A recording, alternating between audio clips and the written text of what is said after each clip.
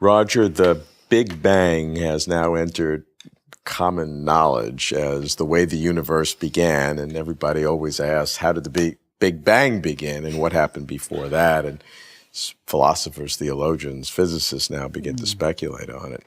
I really come to you because you have some very unique insights into the Big Bang.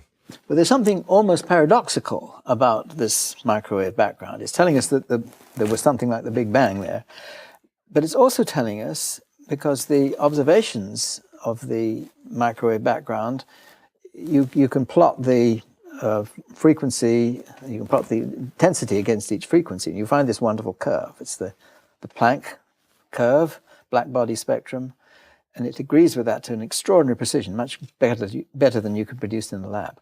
And this is telling us that the very early universe must have been in what's called thermal equilibrium. Now, thermal equilibrium, by definition, is the maximum random state. It's the state that the second law tells us we're going to get in the future, if you like. But there it is in the past. So why is it that the very special state that has to have been there at the beginning, otherwise we don't have a second law. The second law of thermodynamics tells us things get more and more random, and that tells us you go back in time, things get less and less random. So it must be very, very special in the initial state. But what we find is that the matter, what we're seeing in this radiation is radiation, that's light, and that's been in equilibrium with matter. So that's what you're looking at. And that's at this maximum random state, maximum entropy state, we say. And something special about that was in the gravity. What you're not looking at is gravity. And the thing is that the universe was very, very uniform in the early days.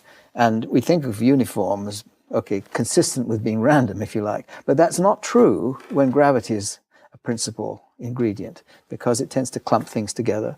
The sun is out there, for instance, because it's clumped together out of a previously uniform distribution of gas. And that sun gets hot.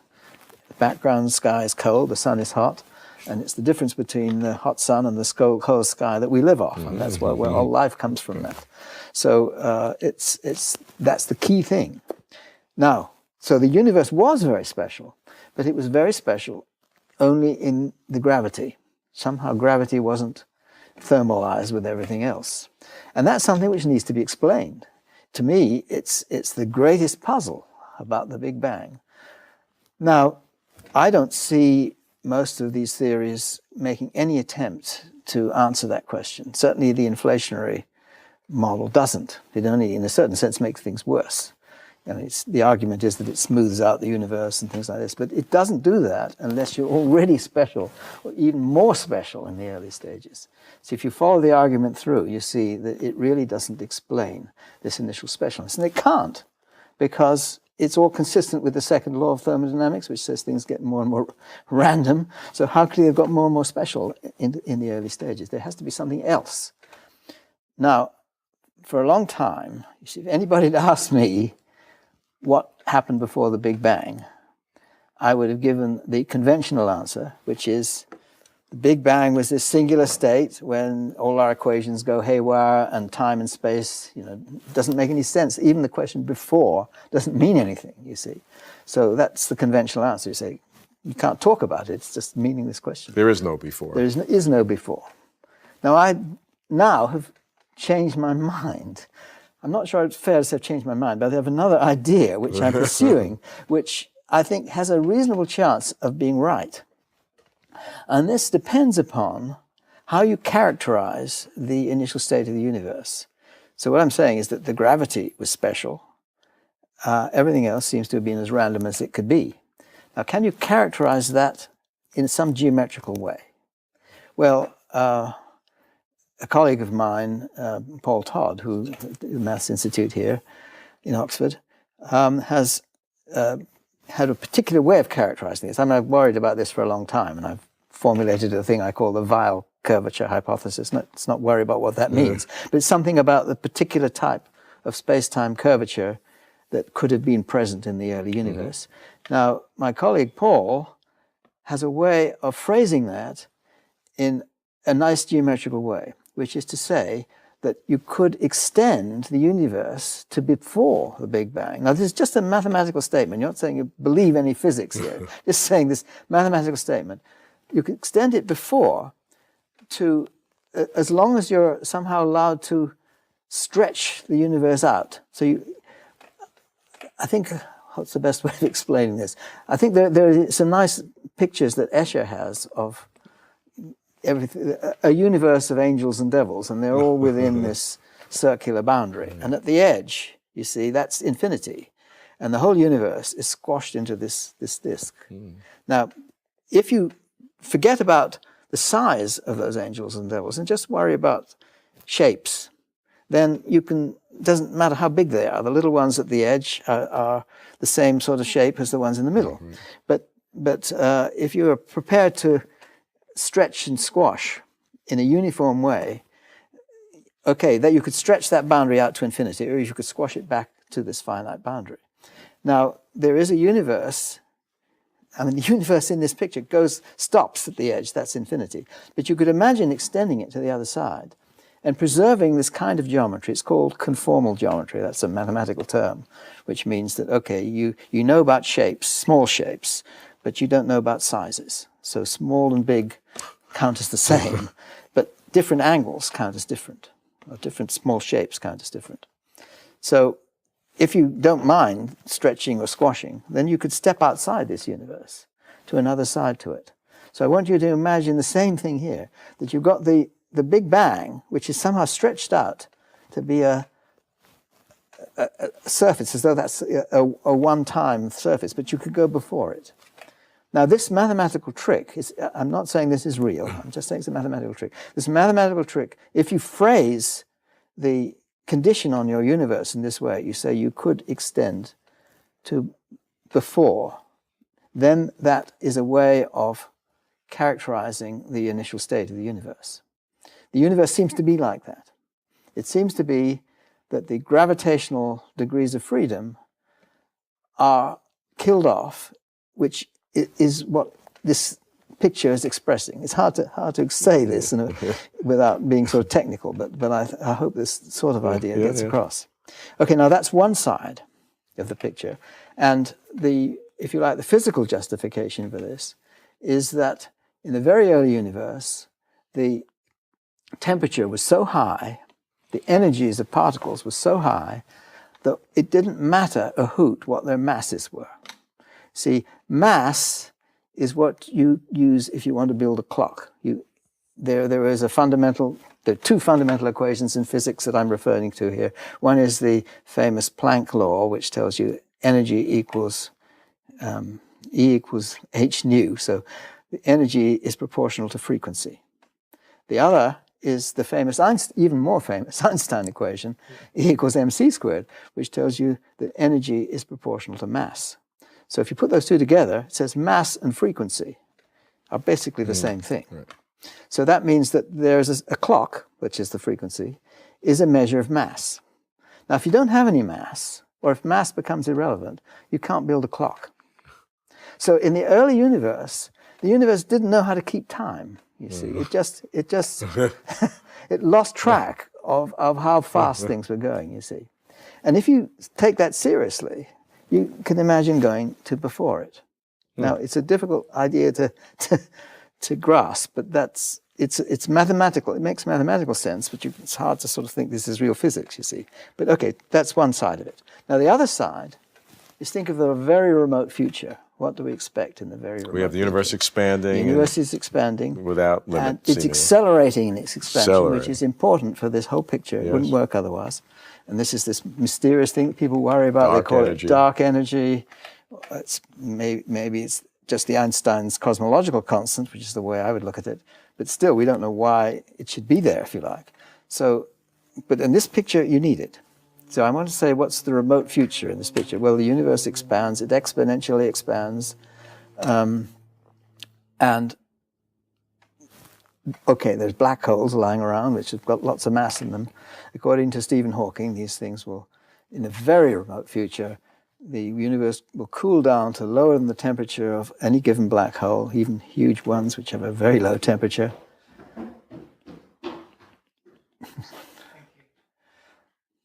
even huge ones, which have a very low temperature, and they will evaporate away, get smaller and smaller and smaller, and eventually go off with a pop. That's the pic. Now I'm accepting that. I think that's probably right, although there's some conjectural aspects to this. And eventually, all the matter in the universe will disappear, apart from radiation. Now, very dispersed. That's right. There's certain assumptions which go into this, but let's accept that there's nothing left but radiation, very dispersed. Now, how do you talk about the very remote future? In fact, the picture I'm trying to describe is a sort of result of my worrying about how boring the universe is. You see, it's going to get pretty boring, you see. And I can't think of anything more boring than waiting around for a black hole finally to disappear pop. You see, it sounds to me incredibly boring. But then I thought, well, who's there to be bored? Not us, you see. The only things around will be these photons and things, and it's pretty hard to bore a photon. A photon doesn't experience any passage of time. So eternity is no big deal to a photon. It just, whoop, there it is, you see. And there's a sort of mathematical trick, another mathematical trick, which I've certainly been involved with for a long time. How do you talk about infinity in relativity, in Einstein's theory, in Einstein's general relativity? How do you talk about infinity? Well, you'd use the same conformal trick. But now, instead of stretching out, which is what I did for the Big Bang before, I'm squashing it down. So I'm saying that in the remote future, there's nothing left which has any mass. If that's the case, somehow the universe doesn't know how to keep time in the remote future. It doesn't know how big it is, you see. So the universe forgets how big it is, in a sense. And it might as well be a small new universe. So the picture, okay, it's crazy.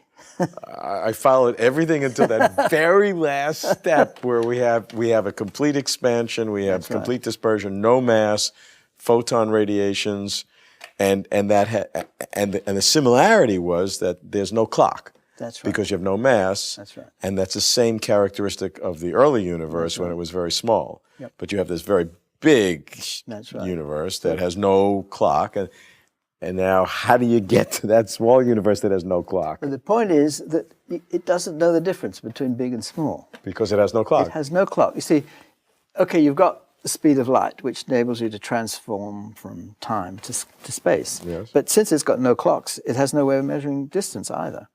So spatial distance becomes irrelevant, temporal distance becomes irrelevant, or time. So the universe forgets how big it is. It forgets how big it is. And so it sort of lost track of that, and it becomes the next Big Bang.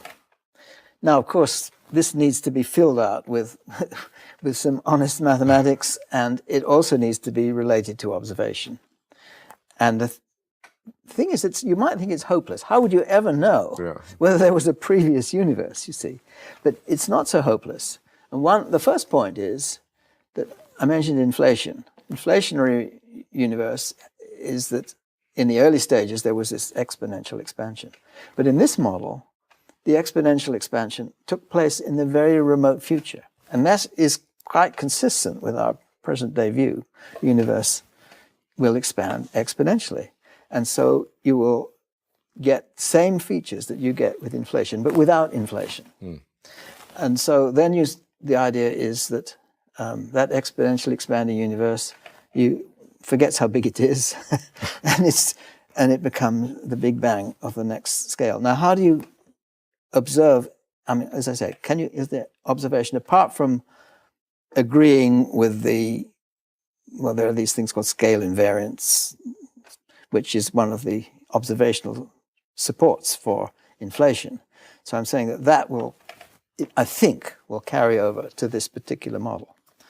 Now, the other thing is that there will actually be a little bit disturbances which will come about from, I'll say there'll be in the remote future lots of black holes before they finally disappear with pops. They'll be around for a long time. And in the process, in the middle of galaxies, our own galaxy, for instance, has a black hole in the middle of it of something like 3 million times the mass of the sun. That's quite sort of usual for a galaxy. In galaxies and clusters will, run into each other. Their black holes will spiral around each other, swallow each other up. In that process, they will emit gravitational waves, ripples in space-time, this sort of gravitational analog of light, these ripples will make their mark on infinity. It's a bit hard to explain that one too. But although they get infinitely dispersed, they still, because you have to squash it down again to see what's going on, they're still there. And they will have an influence on the next stage of the universe. And so in principle, and it will require a delicate piece of analysis, you should be able to see that, if I can use an analogy here, think of a pond, and it rains on the pond. Every time a drop of water hits the pond, a ripple comes out. Now that's like these black holes colliding, and a ripple goes out of disturbance and gravitational waves. So you get these ripples. After a while, the rain stops. That's when the black holes have all disappeared, pop, you see. After a while, the rain stops, but you still see the ripples all messy. It looks like just a mess, you see. But in principle, you should be able to work out that these ripples are made up out of individual places where the raindrops have hit. In the same way, I'd say, you could look at this background radiation, and there's now a lot of information from these new satellites and so on, which have been observing the very detailed structure of this background radiation. You should be able to analyze it and see whether it's made up out of these individual events which are spread out in this way. Now that's something for the future. Now, it could completely destroy the whole idea. On the other hand, it might turn out that this is an observation. I find it absolutely fascinating that it's even possible to consider what happened before the Big Bang. Well, it's not so outrageous. Okay, it is outrageous, but not so outrageous. It's conceivable that this would work. Yeah. And it does explain the very special nature of the Big Bang, because the whole thing doesn't work without that. So that's I think one positive feature that other theories don't seem to give us.